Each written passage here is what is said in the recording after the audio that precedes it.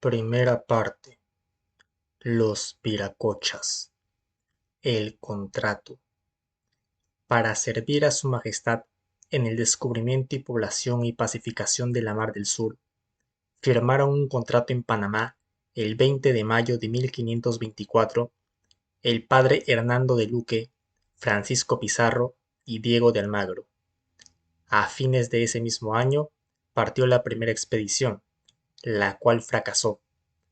Los nombres de Pueblo Quemado y Puerto de Hambre, en la actual costa colombiana, son ilustrativos sobre los padecimientos de esa primera etapa de la conquista del Perú. La Isla del Gallo. La segunda expedición de Francisco Pizarro tuvo su momento culminante en la Isla del Gallo, cuando 3 españoles decidieron permanecer con su capitán en medio de atroces penurias y no retornar a Panamá con Juan Tafur. Con sus auxiliares indígenas y negros, siguieron hacia el sur. Pronto se realizaría el descubrimiento del Tahuantinsuyo. Tocaron los castellanos en Tumbes, La Chira y varios puntos del litoral hasta el río Santa. Seguros de la vastedad y riqueza de la tierra descubierta, optaron por regresar a Panamá, no sin antes recoger varios indios para enseñarles la lengua española.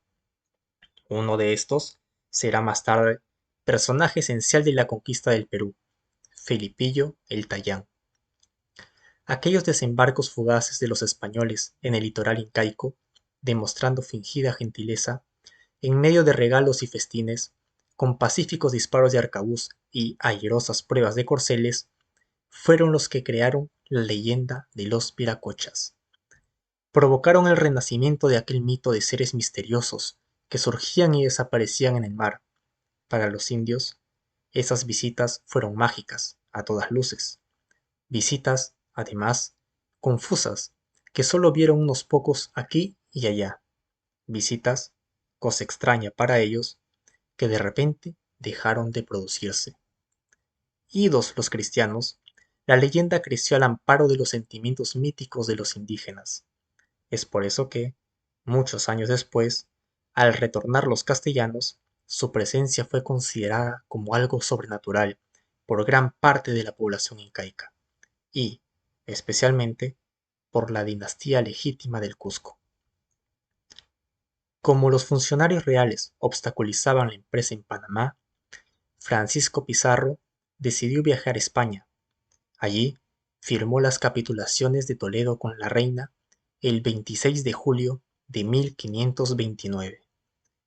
Luego recogió al clan Pizarro, su hermano legítimo, Hernando Pizarro, entonces de 26 años, y a los otros bastardos de padre, Gonzalo y Juan, ambos muy jóvenes, y a Martín de Alcántara, hermano de madre.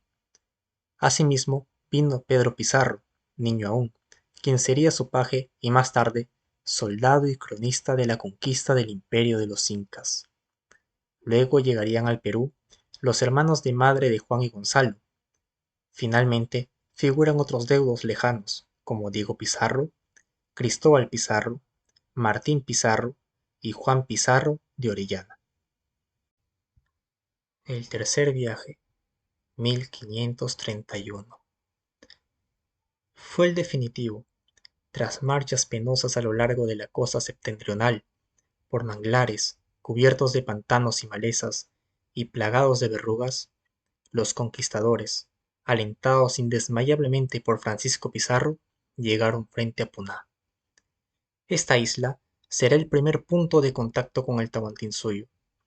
Sin esperar el arribo de los refuerzos de don Diego de Almagro, los españoles y sus numerosos indios auxiliares centroamericanos decidieron embarcarse, por propia invitación de los curacas isleños. Aún ignoraban la vastedad del imperio que pronto habría de mostrarse ante sus ojos. No imaginaban su fabulosa riqueza, mucho menos sabían que desde hacía un buen tiempo se habían declarado guerra a muerte los dos hijos principales del difunto emperador Huayna Cápac. Huascar Inca, sucesor legítimo, dueño del Cusco, enfrentaba los intentos de usurpación de Atahualpa, quien se había posesionado de Quito. Los Hannan alineaban con la dinastía reinante, los Surin con la sublevada. En el norte, Quito ejerce indiscutible influencia. En el sur, el Cusco. Los altos mandos del ejército son partidarios de Atahualpa. El clero solar prefiere a Huascarinca. Muchas confederaciones tribales conquistadas en épocas recientes por los incas ven en esa lucha fratricida la oportunidad para recobrar su antigua autonomía. Tantas naciones esparcidas desde el Pasto hasta el Maule carecían en muchos casos de lengua común, de religión única, de leyes absolutamente unitarias, de costumbres semejantes, de tradiciones conjuntas. Las viejas aristocracias sojuzgadas por los incas velaban por una ocasión que les devolviese sus grandes privilegios. Muchos lugares apenas si estaban encaizados. En la misma Puná, donde están desembarcando los castellanos, se apreciará ya la crisis interna, la agudísima división existente en el seno de la sociedad incásica. Puná, fiestas y sangre. El curaca Cotoir, uno de los 7 señores de la isla, recibió a Francisco Pizarro con muchas fiestas. Los españoles pudieron apreciar allí cuán regiamente vivían los nobles, en palacetes muy hermosos y con un harem selecto que custodiaban celosamente unos eunucos. Un templo a Timpal, dios de la guerra, se levantaba en medio de la ciudadela principal. Puná no era un lugar del todo asimilado a la vida incaica. Allí sobrevivían costumbres ya desaparecidas en provincias asimiladas desde tiempo atrás por el imperio de los incas. Dentro del océano de pueblos distintos que conformaban el Tahuantinsuyo, Puná, al igual que otras regiones sojuzgadas por los incas en tiempos recientes, conservaba bastante el régimen antiguo preincaico. Reacios a toda sujeción imperial, los curacas de Puná, tras resistir tercamente a Huayna Cápac, se rebelaron contra Atahualpa. Ya vencidos por el usurpador quiteño, su agresividad los llevó a sublevarse por segunda vez, apenas aquel abandonó la costa para ascender a los Andes. Mientras Atahualpa reiniciaba la lucha contra su hermano cusqueño, los punaeños se alzaron contra la guarnición incaica, luego pasaron al ataque sobre Tumbes. No obstante la rebelión contra Quito y la dinastía Urín, los jefes punaeños no devolvieron la libertad a varios orejones cusqueños. Quizás trataban aquellos curacas de recobrar su autonomía al amparo de la prolongada lucha fratricida entre los hijos de Huayna Cápac. Habían combatido contra Quito, pero no parecían dispuestos a retornar bajo la égida cusqueña. Los caciques lugareños deseaban, sin duda, recuperar, como lo consiguieron, todos sus privilegios, fueros que habían sido disminuidos con la presencia de las autoridades imperiales incaicas. Los tumbesinos fueron derrotados por los punaeños en esa pequeña guerra litoral. Atahualpa no había dispuesto de tiempo suficiente para bajar otra vez a la costa y restablecer el orden en esas zonas, pues estaba embebido en la organización de las grandes campañas militares contra el Cusco. El triunfo punaeño significó que 600 tumbesinos fueran llevados como siervos a Puná, con sus mujeres e hijos. Cuando los castellanos desembarcaron en la isla, hacía ya varios meses que sus curacas gozaban de plena autonomía y celebraban sus victorias. Se inicia la lucha. Fue precisamente a los 2 meses del triunfo punaeño sobre Tumbes que llegaron a la isla las fuerzas expedicionarias españolas. Una vez allí instaladas, rodeadas del asombro y desconfianza de los nativos, se leyó el famoso requerimiento, con lo cual quedó ese sitio asimilado al Imperio español sin sospecharlo siquiera los curacas punaeños. Poco antes, los españoles habían puesto en libertad a unos cuantos orejones cusqueños, despidiéndolos con grandes obsequios. Fueron ellos los primeros en repartir en tierra firme las noticias sobre el inesperado acontecimiento.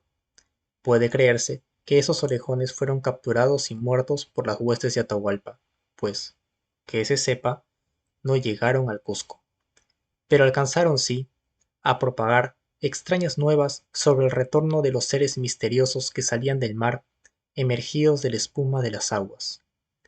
Los primeros abusos de los castellanos en cuanto a oro y mujeres así como la visita que les hizo el curaca de Tumbes Chirimasa, llevó a los jefes punaeños a tramar la muerte de los extraños. Por su reducido número, parece una empresa fácil.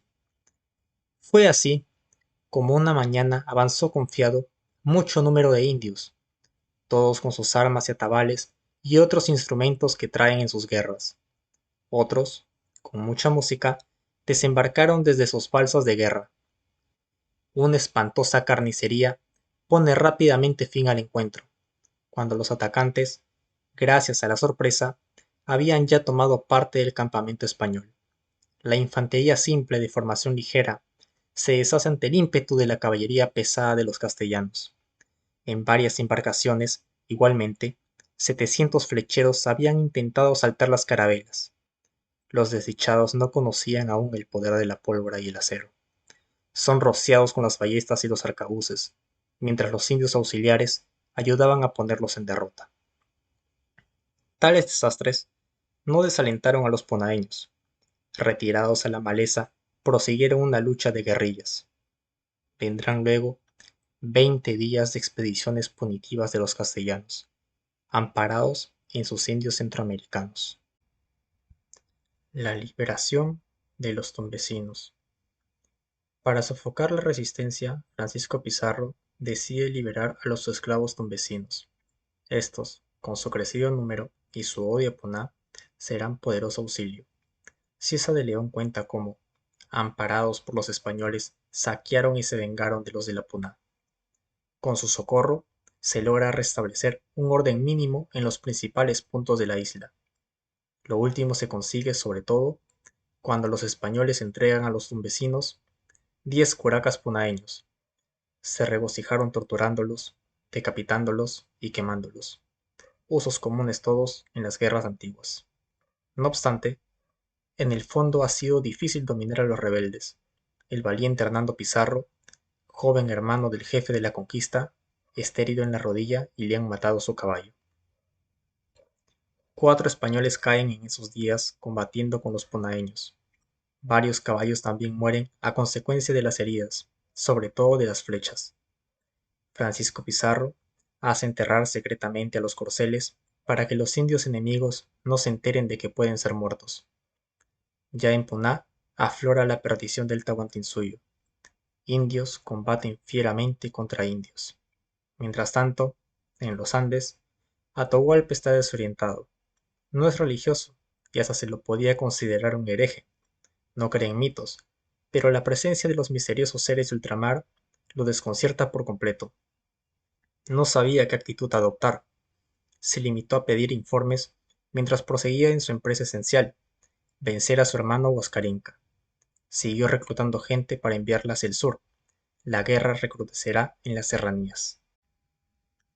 Buenas noticias. Los tombesinos, liberados en Puná, serán excelentes informantes, pues Felipillo y los demás intérpretes, oriundos de la costa norte del Perú, conocían su lengua. Se enteraron así los cristianos de los azares de las guerras civiles entre Huascar Inca y Atahualpa. Supieron allí cuán ferozmente se batallaba en los Andes, cosa que, dicen las crónicas, animó sumamente a Pizarro, quien sabía cuánto le importaron a Hernán Cortés semejantes guerras para ganar, como ganó, el Reino de México. El cronista mestizo Santa Clara indica también que con la noticia de las cruentas batallas entre los hijos de Huayna Cápac, holgaron mucho los españoles y así determinaron todos de pasar adelante con tan buenas nuevas. Los informes de esta guerra civil aliviaron la tensión existente entre los españoles, la cual era resultante de un hecho. La decepción había cundido a causa de la escasez de oro entre los ponaeños. A tal situación casi se sumó un motín de las tropas pizarristas. Fue cuando se enteraron de que Francisco Pizarro había silenciado un asunto muy grave. No contaba con autorización real para encomendar indios. Los endurecidos conquistadores, que no deseaban sino oro, indios y tierras, se sintieron defraudados. Además, no entendían la nueva orientación jurídica de la corona española. Francisco Pizarro tampoco la comprendía. Pero, ¿era posible hacer algo contra el rey? los sacerdotes juristas habían logrado una legislación protectora de los indígenas americanos. Mas, ¿quién podía comprender ese esfuerzo cristiano? Al Perú se iba a hacer rico, y no había sino un modo de lograrlo. A la postre, el rey de España será desobedecido por sus codiciosos súbditos venidos a la conquista de las nuevas tierras. Hernando de Soto. La tensión llegó a su punto más alto con el arribo de Hernando de Soto. El audaz capitán trajo consigo refuerzos de gente experimentada y la primera mujer española, Juana Hernández, amante de este joven jefe o prostituta. Con su conocida audacia, Soto aspiró pronto a ser el segundo del ejército, no ocultando su disgusto al ver en tal posición a otro joven e impulsivo capitán, Hernando Pizarro, quien le llevaba la ventaja insuperable de ser hermano del viejo jefe. La hueste de Soto también casi se rebeló. Habían dejado esos soldados el paraíso de Mahomá, que era Nicaragua, con sus bellas Indias, en pos de tesoros que hasta el momento no veían. A cambio de soñadas riquezas, sufrían guerras e incomodidades. No faltaron hasta fugas, como la del cobarde tesorero de su majestad Riquelme, quien se fue de secreto en uno de los barcos de abastecimientos. Se lo retornó a la fuerza, con orden expresa de Francisco Pizarro. Los ánimos al fin se aplacaron, y a los 3 meses de haber llegado los Pizarro a Puná, se da la orden de pasar a Tumbes. Antes, dispusieron algunas ejecuciones para calmar los ímpetus levantiscos de los punaeños. Estos indios no olvidarán los ultrajes sufridos. Habrían de vengarse, años después, comiéndose, coyuntura por coyuntura, al padre Vicente Valverde, ya primer obispo del Cusco. Lo capturaron tras naufragar en aguas punaeñas, al reconocerlo como el irascible capellán de las primeras mesnadas de la conquista del Perú. Tumbes, muerte de 3 españoles. Con sus indios auxiliares y sus esclavos negros, se embarcó la expedición española rumbo a Tumbes, cruzando en las grandes balsas punaeñas. En Tumbes no reinaba ya la tranquilidad idílica que algunos conquistadores, como Pedro de Candia, habían visto años atrás, durante el segundo viaje. Por el contrario, la guerra civil incaica había dividido también esta provincia. Y si bien la mayoría de sus pobladores son partidarios de Atahualpa, no falta una facción inclinada a Huascarinca. Los tumbesinos atahualpistas, dirigidos por el curaca Chirimasa, deciden atacar las balsas en las cuales los españoles cruzan el mar. Asaltan la que está más a mano y matan allí 3 castellanos. Otra balsa, que conduce el bagaje del gobernador, es saqueada. La noche y la prudencia de Francisco Pizarro impiden peores resultados. Hernando de Soto salva milagrosamente. Francisco Pizarro, antes de embarcarse, asegura su vida capturando en rehenes a uno de los principales nobles de Tumbes. Se consigue así pasar exitosamente a la costa. Y mientras estos hechos, insignificantes para Atahualpa, se desarrollaban en el litoral, en el corazón del Tahuantinsuyo, 2 gigantescos ejércitos se preparaban para medir sus armas en una nueva batalla. Un aliado imprevisto. En efecto, no todos los tumbesinos eran partidarios de Atahualpa. Quedaban aún unos cuantos huascaristas, quienes tenían aparentada lealtad a las autoridades impuestas por el usurpador.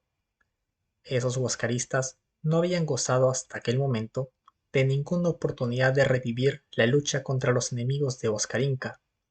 Las sanguinarias represiones impuestas por Atahualpa no solo deshicieron allí la organización de los Hanan, sino que dejaron una huella de pavor que frenó los arrestos subversivos de los sobrevivientes. Precisamente, los cristianos irían a aliviar sus propios pesares mediante una entrevista insospechada, cuando el más calificado de esos escasos huascaristas tumbesinos demandó ver a Francisco Pizarro. Seguramente conocía los asombrosos relatos de los orejones cusqueños, que fueron puestos en libertad por los castellanos de Poná y que debieron recorrer una parte de la costa antes de ser capturados por tropas de Atahualpa. Dijo ese tumbesino que había estado en el Cusco y que le parecía que los españoles eran hombres de guerra y que podían mucho. Este indio, ciertamente, debió narrar a los cristianos las incidencias de la cruenta guerra entre los hijos de Huayna Cápac. Frescos estaban aún los recuerdos de las encarnizadas batallas de Ambato, Tumipampa, Muyutuyuru y Cusipampa, choques militares que finalizaron con la estabilización del poderío de Atahualpa en el extremo norte del Tahuantinsuyo.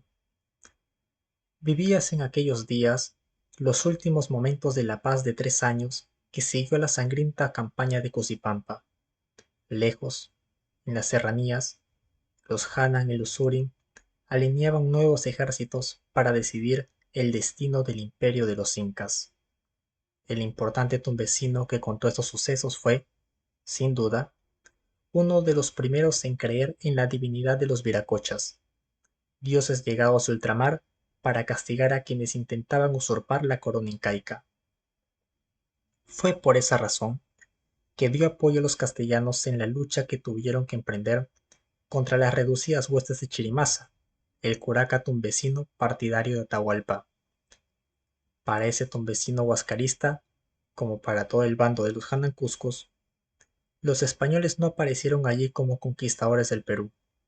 Todo lo contrario, en medio de los trágicos contornos de la guerra civil, su mente mágico-religiosa vio en ellos emisarios celestiales, por los cuales habían clamado en sus preces al sol y a Pachacamac.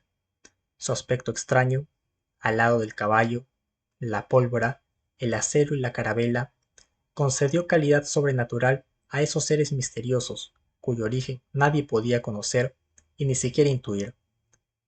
La presencia de los viracochas atizó aún más el fuego de la lucha. Los Hanancusco, al sentirse reconfortados con protección que suponían divina, cobraron mayor ánimo. Los Orencuscos, enseñoreados de Quito, recelando del infausto suceso, trataron de apresurar luego el término del conflicto que consumía todas sus energías. Los de Quito favorecieron así matanzas sin piedad, mientras trataban de estrechar lazos con la mayor parte posible de grupos aristocráticos de todas las comarcas norteñas del imperio de los incas. El arribo de los cristianos, pues, no solo distó mucho de unir a los hijos de Huayna Cápac, sino que, más bien, acentuó la división, sencillamente porque ni los Hanan ni los Urim vieron a los castellanos como lo que realmente fueron, los conquistadores del Tahuantinsuyo. Fue así como aquel tumbesino huascarista, que se ofreció para apoyar a los cristianos, no hizo sino acatar la tradición imperial cusqueña que lo obligaba a ser fiel a la legítima dinastía de los Hanancuscos que representaba a Huascarinca. Por ello, con toda decisión, volvió a coger las armas contra Quito, poniéndose del lado de quienes veía dueños de tan terribles fuerzas mágicas, emisarios celestiales que ya iban anunciando una nueva justicia. Batalla de Bombón. Varios combates en los Andes se realizan mientras los castellanos van imponiendo su política en la costa del Tahuantinsuyo. Fueron de notable mortandad los de Cusipampa, por segunda vez, y Conchahuaylas. Los Chachapoyas, tribus levantiscas incorporadas al imperio de los incas pocos años atrás, se retiraron de la contienda en esta época. Carácter particularmente violento tuvo el encuentro de los Hanan contra los Urim en la meseta de Bombón. Allí se embistieron los unos a los otros con tanta furia, y fue tan reñida la batalla, que duró hasta la noche sin que se conociese ventaja ninguna de ambas partes. Y otro día, por la mañana, se tornó a ella con nuevo brío y deseo, que los de Huantauqui se habían animado viendo la resistencia que el día antes habían hecho al enemigo, tan hecho a vencer, y habiendo peleado todo el día, los departió la noche sin vencimiento y con infinitas muertes. Y al tercero tornaron a pelear, ya como desesperados los unos y los otros. La superioridad numérica de los Surin de Quito permitió este triunfo sobre las fuerzas imperiales. Destrozadas sus filas, estas huestes se retiraron camino de Jauja. Batalla de Yanamarca. En Yanamarca, cerca de Jauja, habría de librarse el próximo encuentro entre las dos dinastías, mientras los castellanos subían por los ríos de Tumbes, predicando que eran emisarios divinos y ofreciendo ayuda tanto a los partidarios de Huascarinca como a los de Atahualpa. Esta batalla fue particularmente recia, dado el enorme número de combatientes de cada bando, a causa de que por ambas partes se tenían recibidos cuantiosos refuerzos. Soras, chancas, rucanas, aimaraes, quichuas, yauyos y huancas alinearon bajo el comando cusqueño. La pavorosa mortandad, algunos calcularon hasta 70.000 muertos, es explicable por ser un combate definitivo para la posesión del Mantaro, núcleo central del Tahuantinsuyo. Así describe un cronista aquel encuentro militar. Se dieron vista los dos ejércitos y comenzaron las vanguardias a frontearse con tanta fiereza y brío que era admiración, y sobreviviendo gente en favor de cada uno de su parte. Se trabó una de las más sangrientas batallas que en el Perú se han visto. Eran tantos y tan grandes los montones de los muertos que cayeron, que a los primeros encuentros que valían ya para reparo de los vivos, y de los rimeros de ellos hacían trincheras. Esta batalla se comenzó con el día, y siempre estuvo en peso, hasta hora de vísperas, que comenzó a declinar el valor de los cuscos, aunque con pérdida notable de los vencedores, porque de aquellas nuevas gentes de guerra fueron tantos los que cayeron, que embarazaban ya los que peleaban. El comando cusqueño, fiel a sus heroicas tradiciones, sin darse por vencido, se retiró en orden hacia el sur, a fin de fortalecerse con sus mermadas filas en la orilla derecha del Mantaro, Jauja quedaba con Atahualpa. A los pocos meses, una vasta rebelión sacudiría todo el valle del Mantaro, movimiento jaujino que fue violentamente sofocado a sangre y fuego por Chalcochima, el terrible militar atahualpista. Mas por el momento volvamos a Tumbes, donde están los viracochas, y donde también bulle la escisión entre los partidarios de los Hanan y los Surin, entre los seguidores del Cusco y los partidarios de Quito. El desencanto. Tumbes impresionó a los españoles por su calidad artística: palacios y templos suntuosos, con muros de adobes esmaltados en muchos colores y techumbres de paja tan bien labrada que no parecía sino oro. Pero la mayor parte del pueblo, unas 1000 casas, estaban quemadas, los depósitos igualmente saqueados. Chirimasa se había dispuesto a la resistencia, en defensa de su señor Atahualpa. Pero a los conquistadores no los seduce el arte, ni los atraen los pueblos destruidos. Nada importan las plumerías y los altorrelieves de las murallas cuando no encuentran sino escasos adornos de metales preciosos. Fue entonces que se volvieron contra Pedro de Candia, creador de la fama legendaria de Tumbes en España y Panamá. Afrontó allí la ira de sus compañeros de aventura. Algunos quisieron lincharlo, otros apedrearlo, y no faltaron maldiciones para el gobernador. A Francisco Pizarro se le veía cómplice de las mentiras de Candia. Sufrían como víctimas de un falso señuelo. Se sentían engañados por sus jefes. Les habían hablado en Panamá de grandes tesoros, y hasta allí nada habían visto digno de mayor elogio. Francisco Pizarro restablece la armonía hablando de las riquezas que aguardan más allá, en los Andes, pero no todos le creen. En general, cunde el desaliento, y muchos se arrepienten de haber abandonado una vida fácil en Nicaragua o Panamá. Muchos añoran aún la dureza de la lejana patria española. Apenas los más miserables se consuelan pensando que ningún feudo indígena han dejado atrás. El futuro se prevé con mucha sangre y poco oro. Surgen los dioses viracochas. Con la velocidad del rayo ha llegado al Cusco la noticia de que misteriosos seres han aparecido en el extremo norte del imperio. El hecho coincide con nuevas derrotas de las huestes de Huascarinca y las oraciones que han sido dirigidas al sol para que proteja la dinastía imperial. Los rumores los hacen dueños de fuerzas sobrenaturales. No pueden, por tanto, sino ser los justicieros viracochas. Nadie ha recogido mejor la impresión de mágico respeto a los conquistadores que Titu Cusi Yupanqui, cuando transcribe el mensaje llevado hasta la capital del imperio de los incas por veloces postas tayanas. Es una gente que sin duda no pueden ser menos que viracochas, porque dicen que vienen por el viento y es gente barbuda, muy hermosa y muy blancos. Comen en platos de plata y las mismas ovejas que los traen a cuestas, las cuales son grandes, tienen zapatos de plata, echan illapas, rayos, como el cielo. Mira tú si semejante gente, y que de esta manera se rige y gobierna, serán viracochas.